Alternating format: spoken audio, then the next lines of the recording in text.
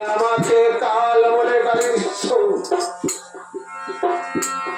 দশরথ বলছে, হ্যাঁ মনি ঠাকুর আমি বলেছি। আমি যে কেন বলেছি কথাটি আপনি শুনবেন, আপনি শুনুন। একদিন আমি কইকাইকে নিয়ে সমুদ্রের রস আলাপে রত ছিলাম। ওই শিষ্য নামে এত প্রহিত এসে আমাকে বলেছিল, মহারাজ আপনি এই রাজ্যের রাজা হয়ে প্রজার পালন করেন না, এটা আপনার কেমন বিচার?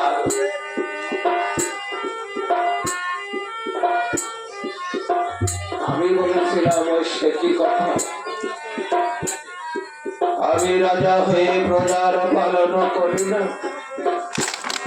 তিনি বলেছিল, না, পাতালপুর থেকে হস্তি উঠে এই রাজ্যের জল বিনাশ করছে, শস্য বিনাশ করছে, প্রজারা এই রাজ্যে ছেড়ে অন্য রাজ্যে চলে যাচ্ছে, আর আপনি রাজা হয়ে প্রজার খবর রাখেন না, এটা আপনার কেমন বিচার? ও মনি ঠাকুর, সেদিন আমি বলেছিলাম যে আমি বর্তমানে থাকতে আমার রাজ্যে জল বিনাশ করছে, শস্য বিনাশ করছে, খবর আমি রাখি না। তাই আমার ছেলের প্রধান ফল, তার নাম ছিল ছত্রবেদী, সেই বাড়িতে হাতে নিয়ে আমি যাত্রা করিলাম। যে কথা হতে আমি হস্তে উঠে আমার এই রাজ্যের জল বিনাশ করে, শস্য বিনাশ করে।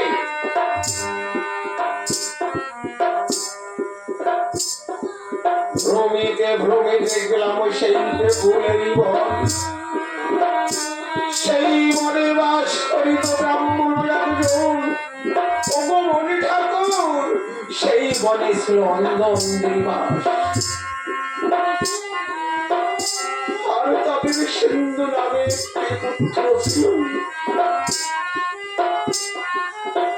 ওই বনের ফল মূল আহার করে তারা সুখে জীবন যাপন করত। যদি প্রহার কালে অন্য মনের খুব জল বাছা হয়েছে, তাই তার পুত্র সিন্ধুকে ডেকে ডেকে বলছে, আরে বাবা সিন্ধু, আমাকে একটু জল এনে দিবি বাবা।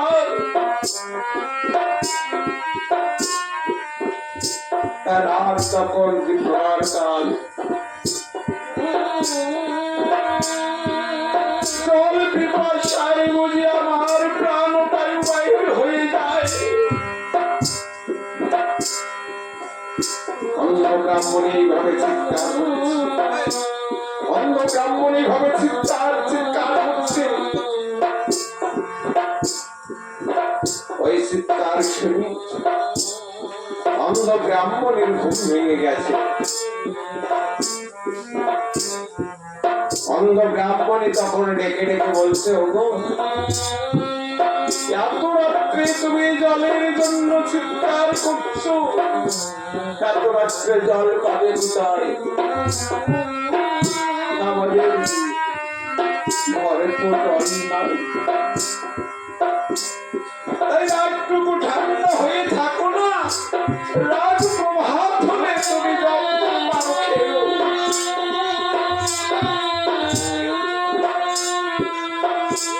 অন্ধমণি তখন বলছে, ওগো ব্রাহ্মণী,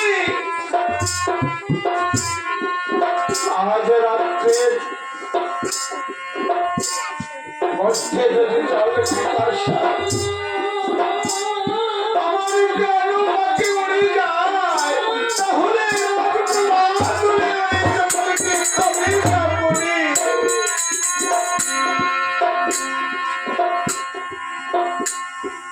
দুইজনের কোন যোগে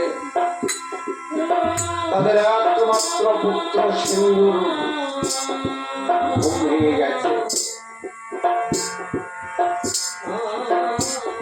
সিন্ধু তখন ডেকে ডেকে বলছে, ওমা তোমরা দুইজন যেন কি নিয়ে বলা করছো?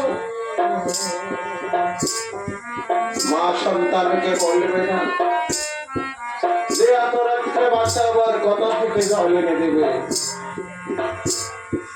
তাই মা বলছে, ওরে সিন্ধু, বাবা এ কথা তোকে বলা উচিত না, এত রাত্রে জল তুমি পাবে কোথায়?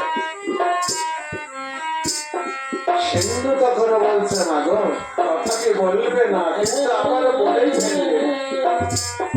আমার পিতার পেয়েছে জল পিপাসা, আর তুমি আমার কাছে গোপন রাখছো, সে তো হয় না।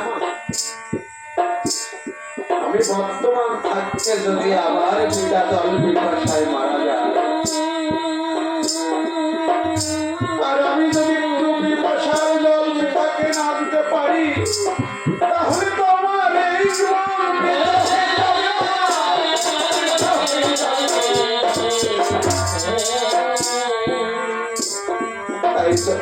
যতই কষ্ট হোক না কেন আমার, আমি এই রাত্রের মধ্যে জল এনে আমার পিতার পিপাসা নিবারণ করব।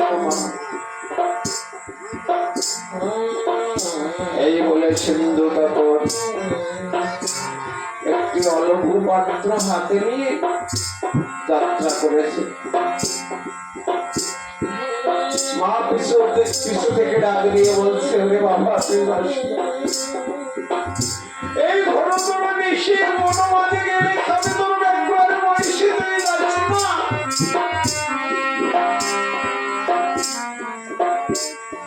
মায়ের মনে যেন কে যেন বলছে,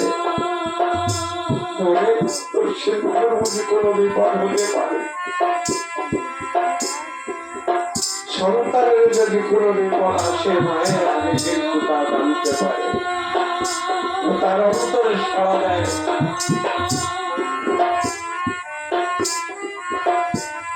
কারণ মা তো 10 মাস 9 দিন গর্ভে ধারণ করে সন্তানকে পৃথিবীর আলো দেখায়। যখন ভূমিষ্ঠ হয় তখন সন্তানের মায়ের নারীর সঙ্গে সন্তানের নারীর যোগ থাকে। যখন ভূমিষ্ঠ হয় তখন আমরা তাকে সেজন করে থাকি। এই জন্য সন্তানের যদি কোনো বিপদ আসে মায়ের অন্তরে আগে ছাড়া দেয়। তাই মা বলছে, তুই যাস না, এই ঘোরতর নিশি বনমাঝে গেলে কারো করে রাখবো আর ওই শিবির। সিন্ধু বলছে, মা আমি তো কোনো অপরাধ করিনি, মহিষী আমার কেন প্রাণ নাশ করবে? আর আমি তো চলেছি, আমার পিতার অতিশয় জল পিপাসা হয়েছে, তাই কিঞ্চিত জল নিতে। মায়ের বাধা না মেনে সিন্ধু তখন চলেছে জল নিতে। কথা হইতে সিন্ধু তখন করেছে গমন, ওই সরুদের কোণে নিয়ে দিয়েছে সরুদের কোণে নিয়ে যখন উপস্থিত হয়েছে, সিন্ধু দেখছে এই তো মুনি বালকেরা জল কেলে করে নিয়েছে, আমি এখান থেকে জল দিয়ে আমার পিতার পিপাসায় আমি নিবারণ করতে পারবো। তাই সিন্ধু অর্থলাভে জলে নেবে কুম্ভ হেলিয়ে ভগবত শব্দে জল করতে আরম্ভ করেছে।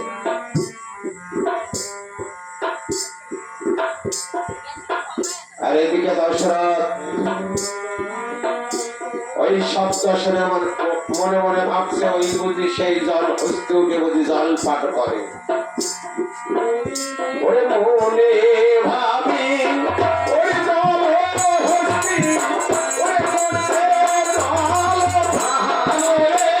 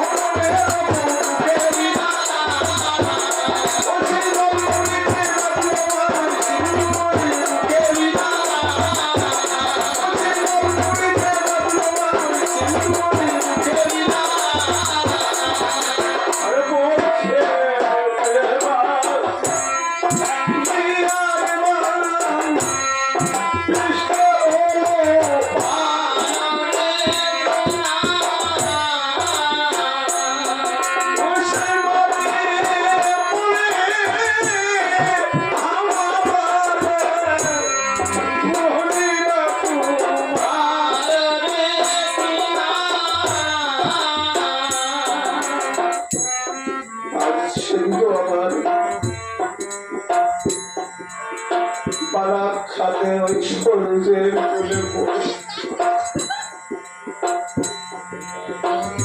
মা মা বলে ক্রন্দন করছে আর বলছে ওগো পিতা আমি বুঝি তোমার পিপাসা নিবারণ করতে পারলাম কোথা থেকে অকুশাদ একটি মান এসে আমার প্রাণ প্রদীপ নিভিয়ে দিল আরে অন্তিম সময় তোমাদের যখন করুন আমার দর্শন হলো না পিতা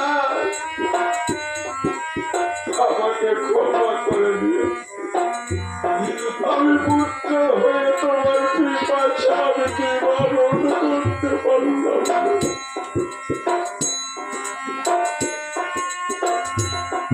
এইভাবে ক্রন্দন করছে ওই সূর্যের কুলে পড়ে আর এদিকে সুমন্ত তখন বলছে মহারাজ আপনি ভালো করে কান পেতে শোনো কথা থেকে যেন কান্নার ধ্বনি বেশি আসছে না বাতাসে বলছে হ্যাঁ কান্নার ধ্বনি তো শোনা যায় চলো আমরা একটু সামনে অগ্রসর হয়ে দেখি ধীরে ধীরে সামনে অগ্রসর হয়ে দেখতে পাই যে ওই সূর্যের কোলে একটি বালক পড়ে মা মা বলে ক্রন্দন করছে দশরথ ধীরে ধীরে ওই বালকের নিকটে যে বলছে ওরে বালক তুমি কে সত্য পরিচয় আমাকে দাও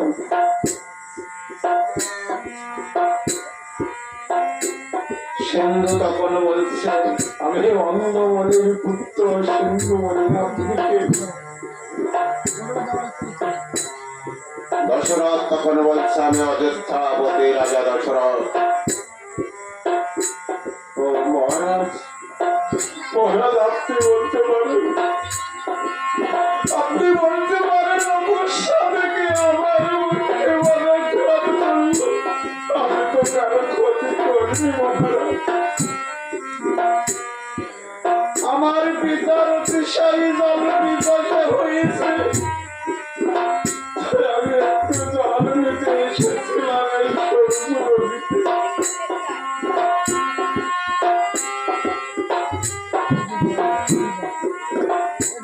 দশরথ তখন বলছে আরে সিন্ধু আমি তো একটি বান নিক্ষেপ করেছিলাম ওই সেই বান তোমার মুখে দেখছি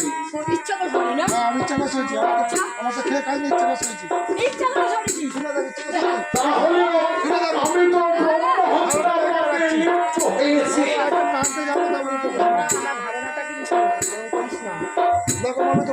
আমি কেমন করে এই পাপ হতে মুক্তি পাবো তুমি বলতে পারো সিন্ধু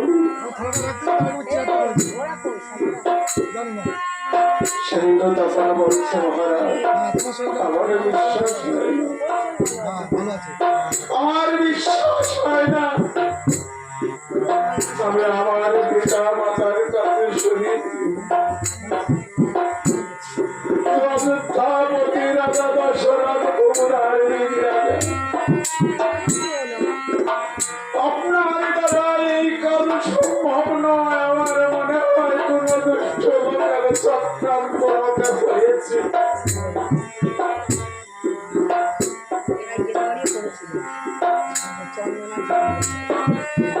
দশরথ বলছে সিন্ধু তাহলে তো আমি ব্রহ্মহত্যা পাবে লিপ্ত হয়েছি আমি এই পাপ হলে কেমন ভাবে মুক্তি পাবো তুমি বলতে পারো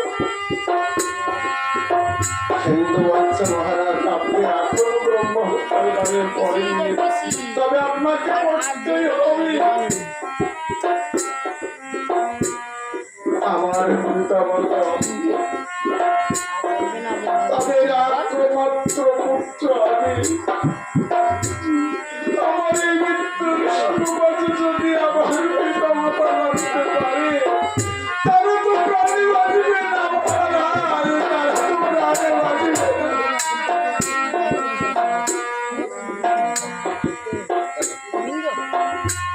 তাই সিন্ধু বলছে ওরে আমাকে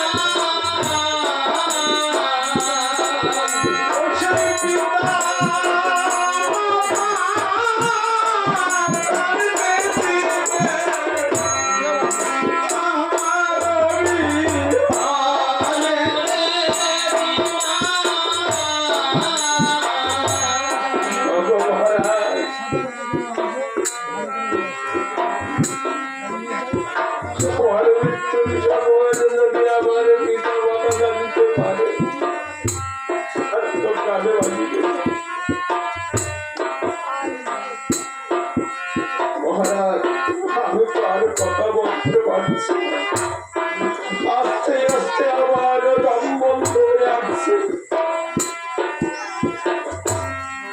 তাই সিন্ধুর যখন প্রাণ পাখি উড়ে যাওয়ার সময় হয়েছে তখন সে মুখে হরি বল বলতে বলতে তার প্রাণ পাখি উড়ে গেছে।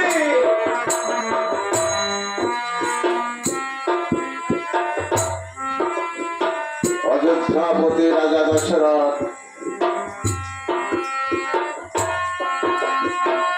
সিন্ধুকে স্কন্ধে করি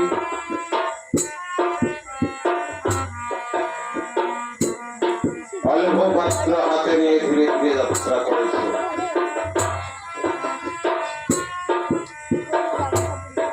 দশরথ প্রকাণ্ড ভীম তাই তার বোধ হরে ধরণীতে কম্পন হচ্ছে।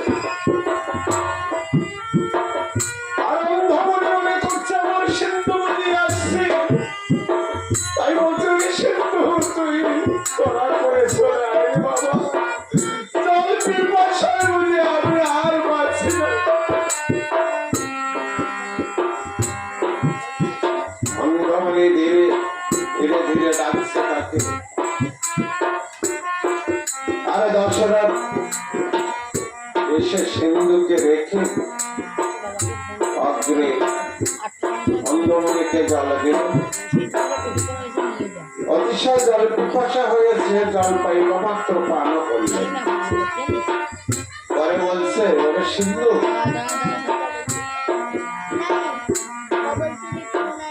তুই আমার উপর কি রাগ করেছিস বাবা? এত রাত্রে তোকে জল আনতে বলেছি। কোন কথা বলছে না দশরথ। দশরথ মনে করছে আমার সিন্ধু আমাকে অন্ধমণি মনে করছে আমার সিন্ধু আমাকে জল দিচ্ছে, কিন্তু দশরথ অন্ধমণিকে জল দিচ্ছে অন্ধমণি জানে না। তাই বলছি ওই সিন্ধু একবার কথা বল। কোন কথা বলছে না। অন্ধমণি তখন বলছে তবে সিন্ধু কথা বলবো ওই এবারে যদি কোনদিন জল পিপাসায় আমার প্রাণ পাখি উড়ে যায় আমি তোকে আর জানতে বলবো না বাবা। একবার কথা বল।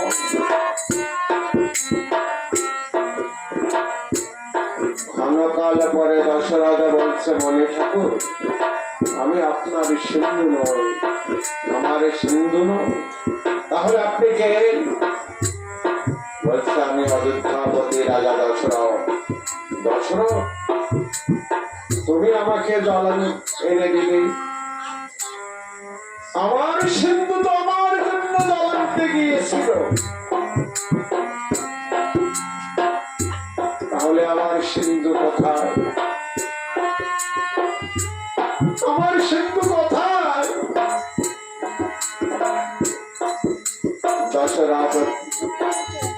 ক্ষণকাল পরে বলছে, উনি ঠাকুর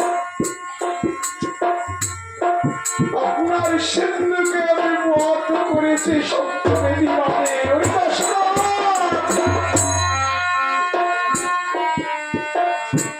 তুমি কি করেছো জানো, কিন্তু তুমি আমার বিরাট কোন উপকার করেছো। আমার অতিশয় জলের পয়সা হয়েছিল, আমার একমাত্র পুত্রকে মেরে তুমি আমার পয়সা মিলিয়েছো।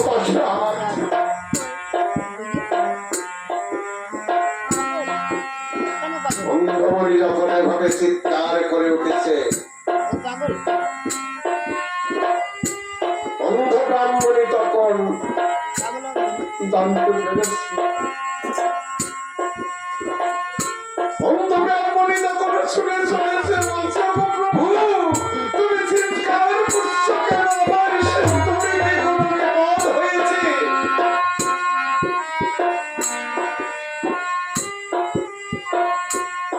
মায়ের কাছে পিতা কি বলবে তার পুত্রের কথা, একমাত্র সন্তান তাদের। তাই অন্ধমণি বলছে, ওরে পড়া কম্পালিনী, ওরে পড়া কম্পালিনী, তোর সিন্ধু ফিরে এসেছে, কিন্তু তার প্রাণ হয়ে আছে।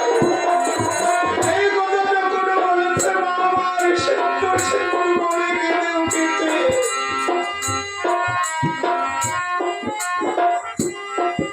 বলছে ওরা সিন্ধু একবার কথা হাত বাড়িয়ে দিয়েছে, দর্শনার্থ ধীরে ধীরে সিন্ধুকে নিয়ে তার মায়ের কোলে দিয়ে সিন্ধুকে ধরে মাথা করে জড়িয়ে ধরে বলছে, ও প্রাণ, ওরে সদা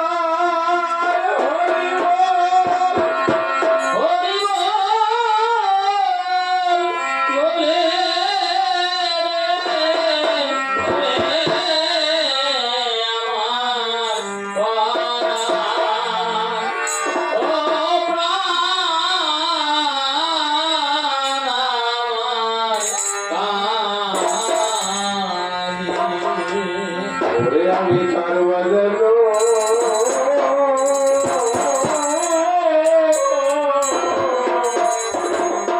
দেখেছিল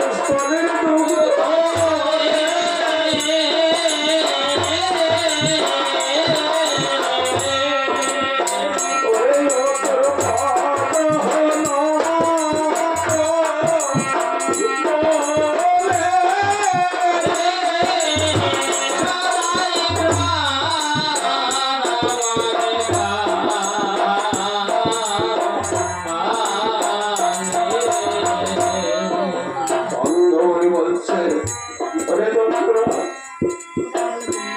শুনতে পাচ্ছ? তুমি শুনতে পাচ্ছ? পুত্র হারা কি করুণ কান্না আমি মায়ের মৃত্যু বয়সে সহ্য করতে পারছি না দোসরা। মা সন্তানকে জড়িয়ে ধরে বলছে,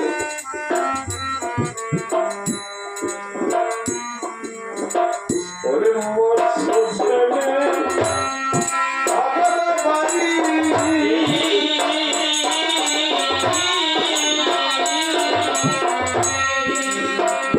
তারই পক্ষে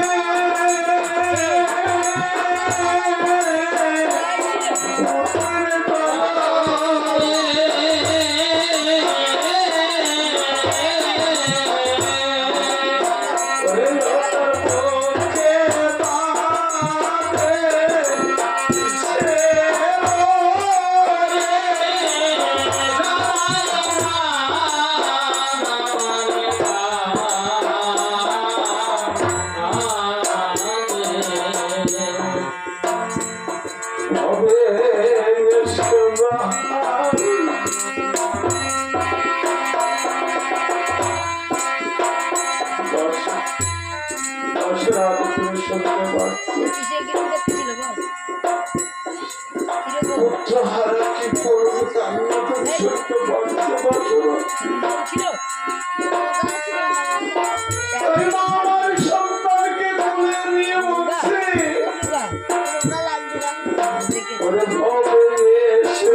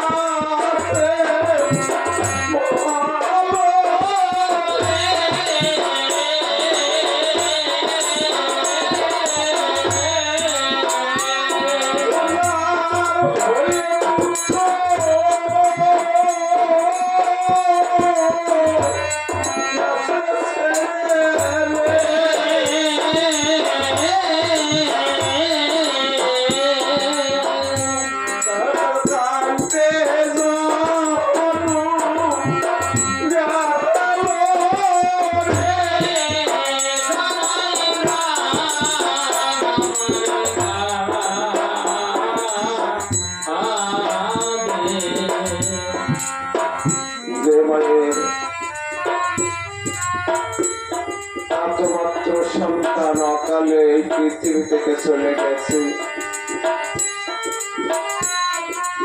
সেই মা যতদিন এই পৃথিবীর বুকে বেঁচে থাকবে সেই সন্তানের কথা কিন্তু সে বলতে পারবে না।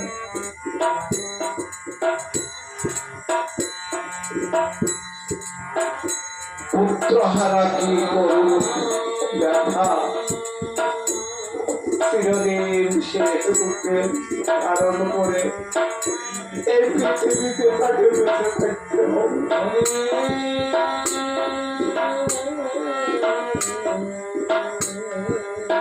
তাই অন্ধমণি বলছে, আমি তো আর পারছি না, মৃত্যু বয়সে আমি তো এই করুণ কান্নার সুর আমি শুনতে পাচ্ছি না। তুমি আমাদের শীঘ্র করে সেই সরুদের তীরে নিয়ে চলো, যেখানে আমার সিন্ধু আমার গিয়েছিল, যেখানে আমার সিন্ধুকে তুমি বধ করেছ, সেখানে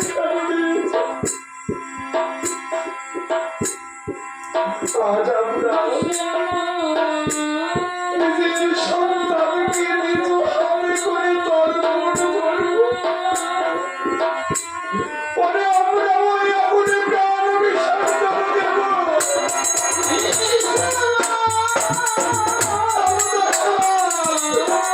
আর পারছি না।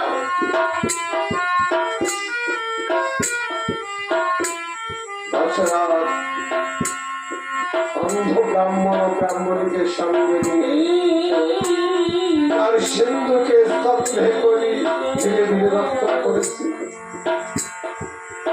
ওই সরুদের কুলে যে যখন উপস্থিত হয়েছে দশরথ বলছে মনে ঠাকুর আমরা সরুদের কুলে এসেছি। তাহলে দশরথ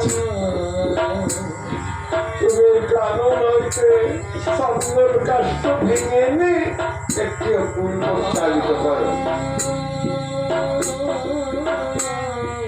দশরথ তাই করেছে। দশরথ বলছে না আমি চন্দন কাষ্ঠ ভেঙে এনে আমি অপূর্ব চালিত করেছি। তাহলে দশরথ তোমার ওই অতি রত্নের স্বর্গ ওখান থেকে আমাকে একটু জল এনে দাও। এনে দিয়েছে। অন্ধ পিতা মাতা পুত্রকে তর্পণ করবে বলে শ্মশানে কাকে লেগে যদি পুত্রকে স্নান করিয়ে শ্মশানে তুলে দিতে যায় আগুনে তর্পণ করতে যায় সেই পিতা মাতাকে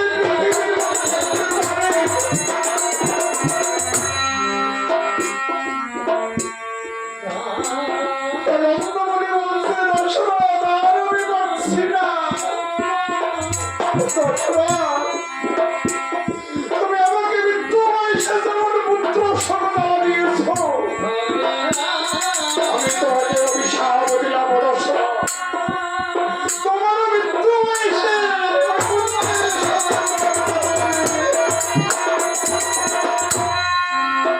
ওরে মহামুনি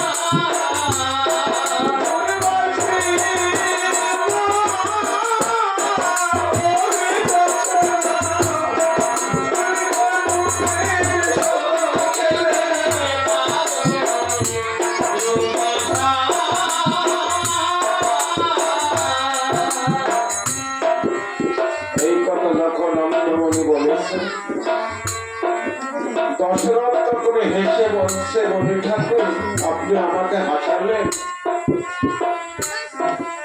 আমি কত শত গ্রহ করলাম কিন্তু একটি সন্তান সন্ততি আমার হলো না তা তোমার এই অভিশাপ কেমন করে যে পূর্ণ হবে সে আমি জানি না।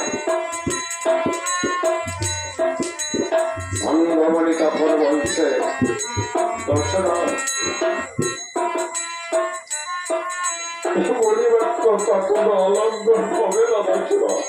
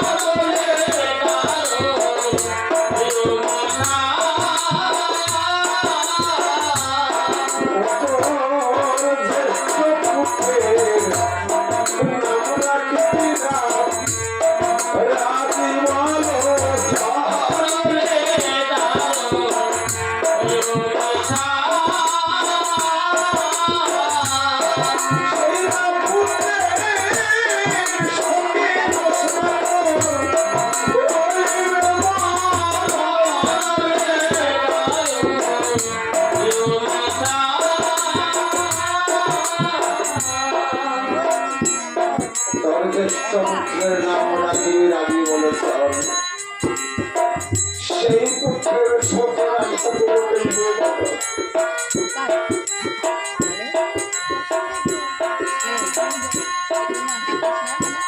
তাই রাজা দশরথ বিশ্বামিত্র মুনিকে বলছে বলে ঠাকুর আপনি যে আমার রামকে বিদ্যা চেয়েছেন বসে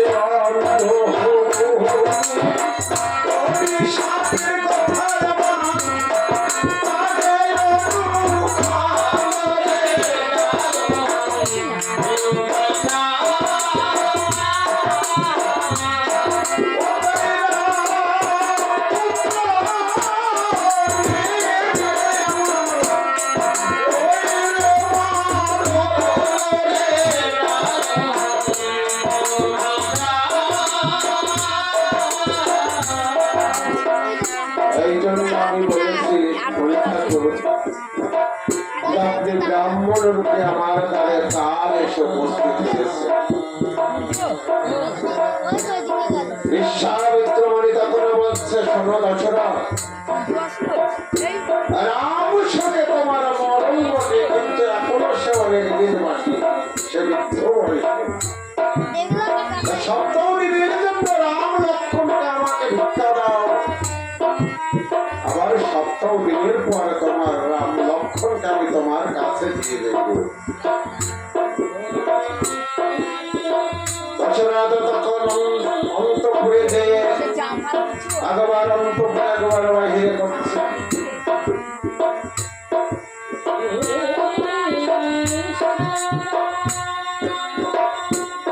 মনটা বড় বিচলিত হয়ে গেছে বারবার ওই অন্ধমণির অভিশাপের কথা মনে উঠছে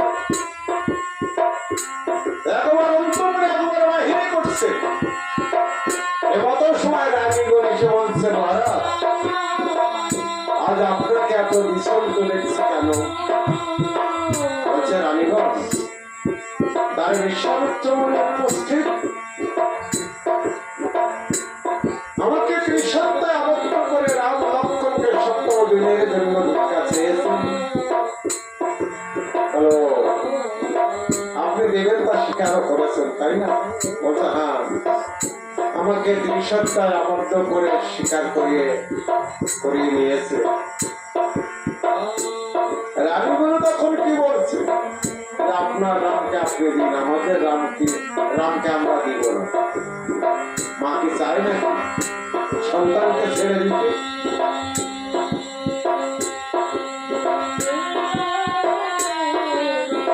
আমাদের রামকে আমরা দিব না আপনার রামকে আপনি দিন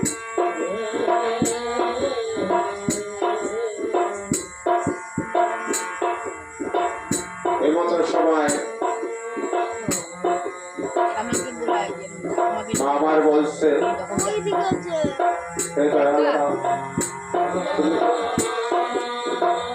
মা তখন রামকে ডাকছে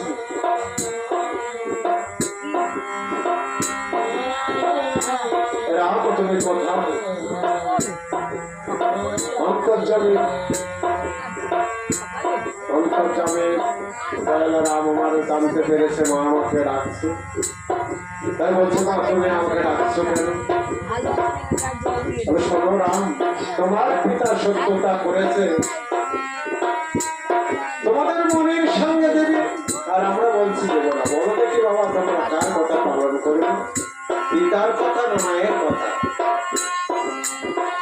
মা তখন যখন এই কথা বলেছে প্রভু রামচন্দ্র বলছে পিতা তো আমার মনের সঙ্গে ত্রিসত্তায় আবদ্ধ হয়ে গেছে আমরা যদি পিতার বাক্য না পালন করি পিতাকে রক্ষা না করি তাহলে তো পিতা আমার এই পৃথিবীর মুখে মিথ্যাবাদী হয়ে যাবে আমরা পিতার কথা পালন করব পিতাকে রক্ষা করব পিতার বাক্য পালন করব মায়ের তখন একটু রাগ হয়েছে বলছে হ্যাঁ তা তো করবি কারণ ওটা তোমাদের রাম নামের দোষ পরশুরাম নামে জন্ম ভূমির পুত্র সে পিতার বাক্যে নিজের মাতার শিরোচ্ছেদ করেছিল। তোমরা তো পিতার বাক্য পালন করো। প্রভু রামচন্দ্র বলছে, মাগো আমি যতই দূরে যাই না কেন, তুমি যদি আমাকে স্মরণ করো না, আমি তোমার সম্মুখে দেখা দিব।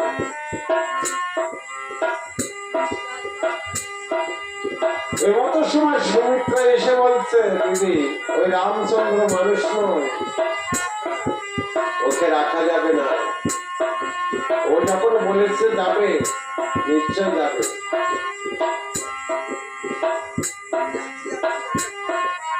মা কৌশল্যা বলছে, রে আমি যে রামকে না দেখলে থাকতে পারি। ও রামকে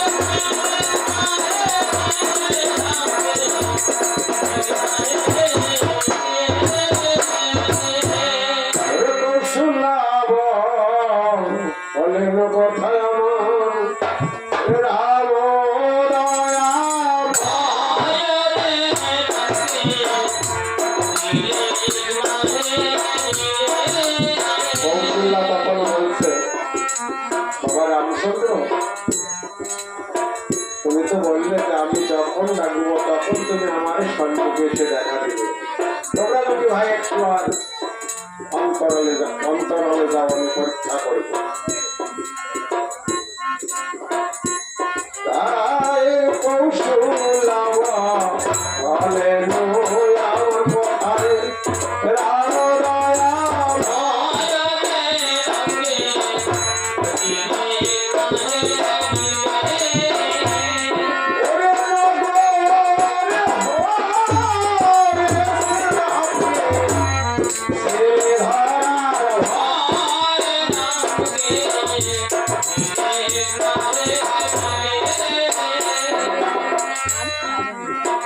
সুমিত্রা বলছে, দিদি রামচন্দ্র যখনই ডেকেছে তার সম্মুখে এসে রামচন্দ্র দেখা দিল।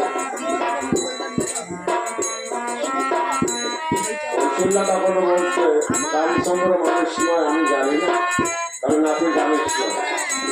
তবে শোন, আমি বলছি আমি আপনাকে দেখেছি, দেখি হিঙ্গুলা দোলাতে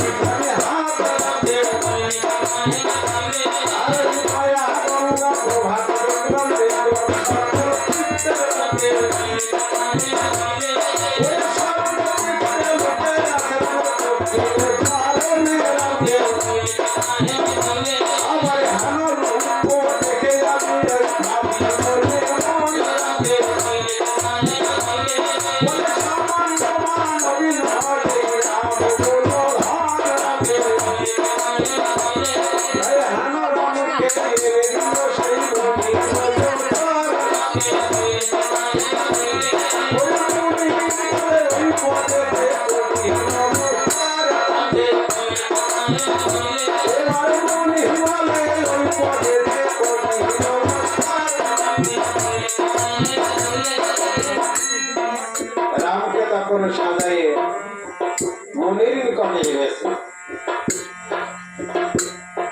বিশ্বামিত্র মুনি রামকে দেখে প্রণাম করছে।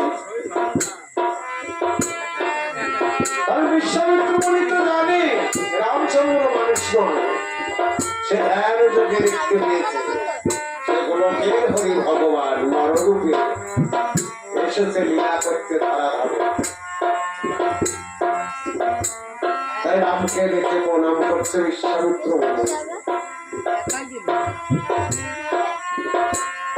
দশরথ বলছে বলে ঠাকুর আমার রামকে আমি এনে দিয়েছি, আমার রক্ষা আমি পালন করেছি, এবার আপনার রক্ষা আপনি পালন করবেন।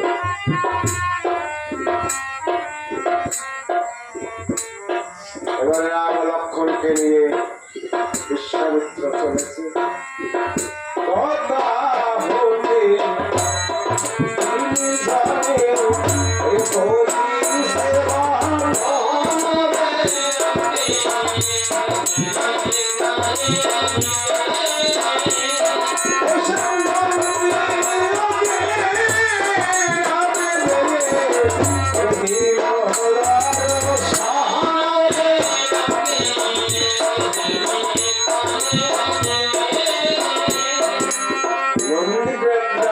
যখন উপস্থিত হয়েছে, মুনি তখন সুস্থান ছেড়ে কুস্থানে গিয়ে বসেছে। যখন ওই সুস্থান ছেড়ে কুস্থানে গিয়ে বসেছে, রাম লক্ষ্মণ তখন বলছে, ও বলে ঠাকুর আপনার কি সুস্থান কুস্থানে জ্ঞান নাই? বিশ্বামিত্র মুনি বলছে, বাবা রাম লক্ষ্মণ, আমার আশ্রমের পথের কথা মনে হলে ওই সুস্থান কুস্থান জ্ঞান থাকে না।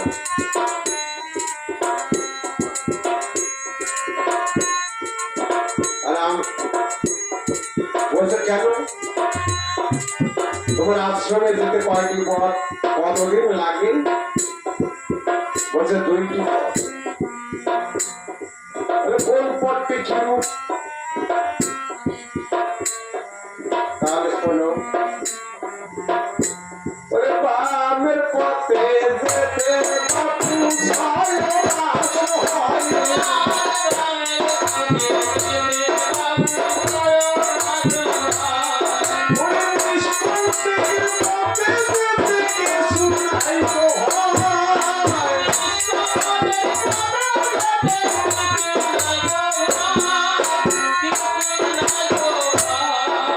আর দক্ষিণ পথের কথা শুনবে। দক্ষিণ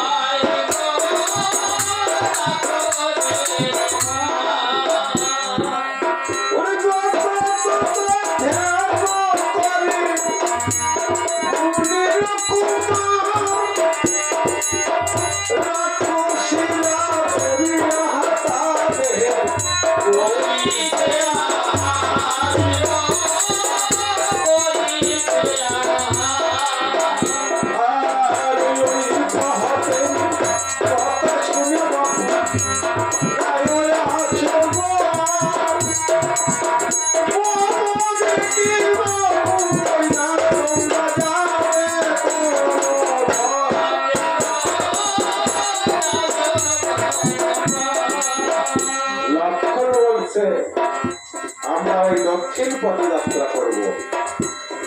দক্ষিণ পথে যদি যাত্রা করতে হয়,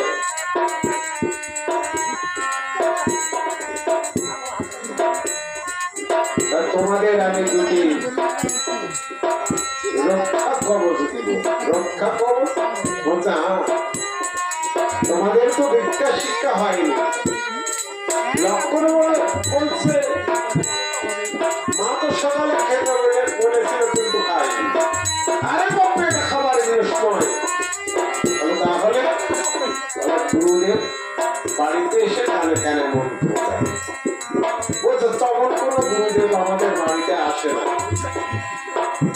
ও তাহলে আমি তোমাদের রক্ষা পাবো। তোমরা 2টি ভাই ওই সরোবরে থেকে স্নানে সেরেছো।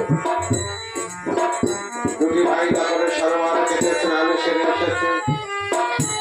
2টি ভাইকে নিয়ে মুনি তখন বৃক্ষতলায় বসে প্রথম লক্ষ্মণকে ডেকেছে। লক্ষ্মণকে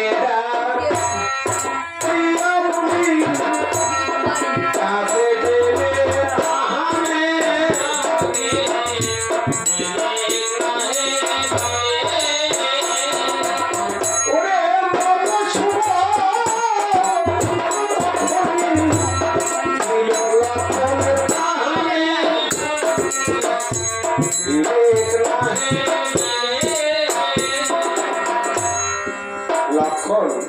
তোমাকে কি মন্ত্র দিয়েছি? এই মন্ত্রের নাম কি বল যুবক? এর দ্বারা কি হবে জানো? তুমি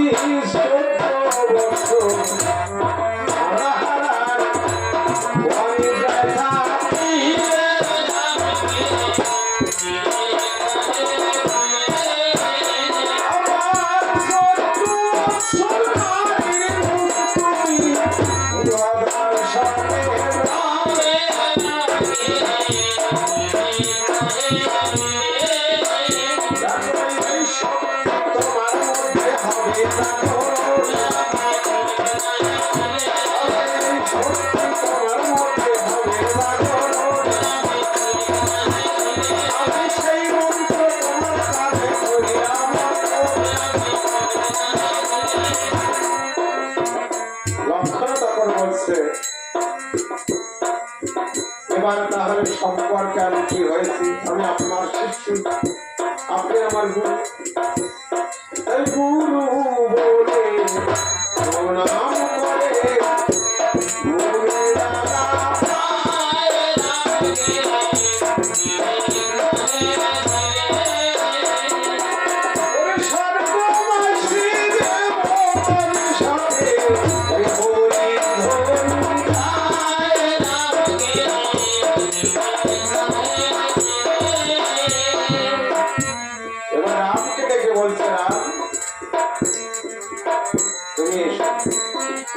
তোমাকে আমি এমন একটি বান শিক্ষা দিব, সেই বানের সম্মুখে কোনোদিন সরাইতে পারবে। প্রভু রামচন্দ্র বলছেন, আপনি আমার ভাইকে দিলেন মন্ত্র আর আমাকে দিলেন বান শিক্ষা। বিশ্বামিত্র মুনি বলতে, শোনরাম, লক্ষণের যেটা প্রয়োজন আমি দিয়েছি লক্ষণের কানে। তোমার বড় যোদ্ধার সাথে যুদ্ধ করতে হবে, ভাই লক্ষণ তোমার সঙ্গে থাকবে, ভয় নাই। তোমার বহু বিপদের সম্মুখীন হতে হবে, ভয় নাই। এই আমি তোমাকে শিক্ষা দিচ্ছি। প্রভু রামচন্দ্র বলছে, গুরুদেব এই বানের নাম কি? বলছে এই বানের নাম হচ্ছে ব্রহ্মাস্ত্র। তাই উনি কি করলেন? উনি মনে মনে ভাবলেন,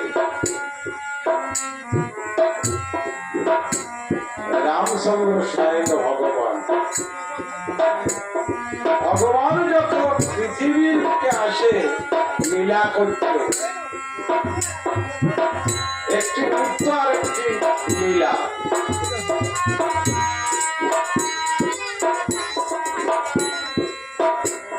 একটি নৃত্য আর একটি লীলা। ঈশ্বর যখন নিযুক্ত হয়ে নৃত্যের দেশে বিরাজ করে, তিনি তখন সর্বোত্তম। আরে লীলাধামে যখন আসে, লীলাকে মান্য করে চলতে হবে। এই মানুষের মতো দেহ ধরে, এই মানুষের সঙ্গে মিশে সে লীলার আস্বাদন করে।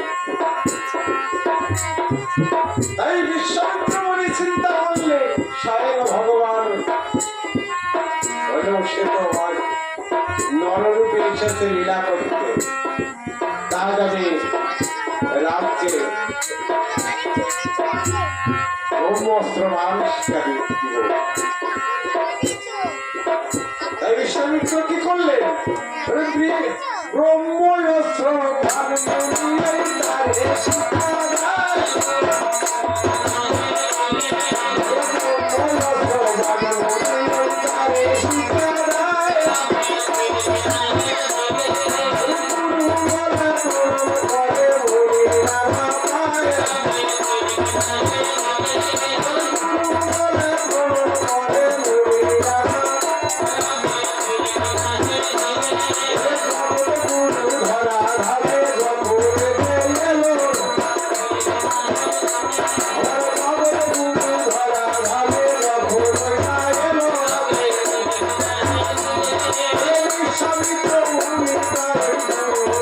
Holo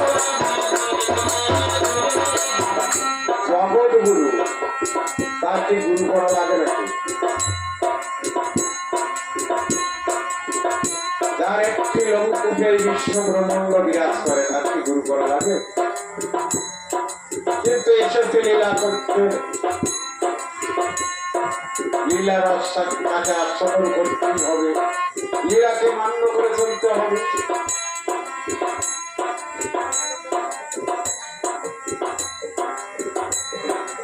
বিশ্বামিত্র মুনি বলছে, তাহলে সম্পর্কে আমি তোমাদের কি হয়েছি?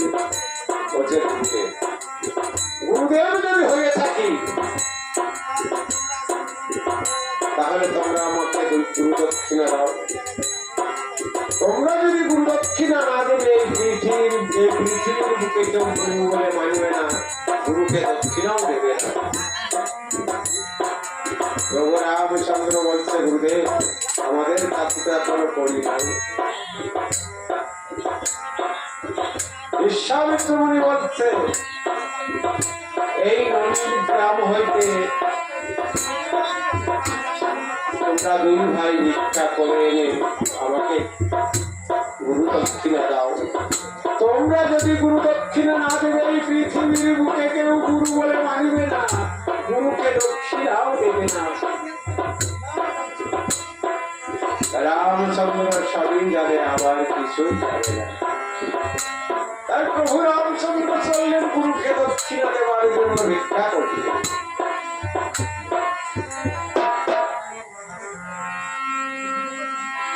ভিক্ষা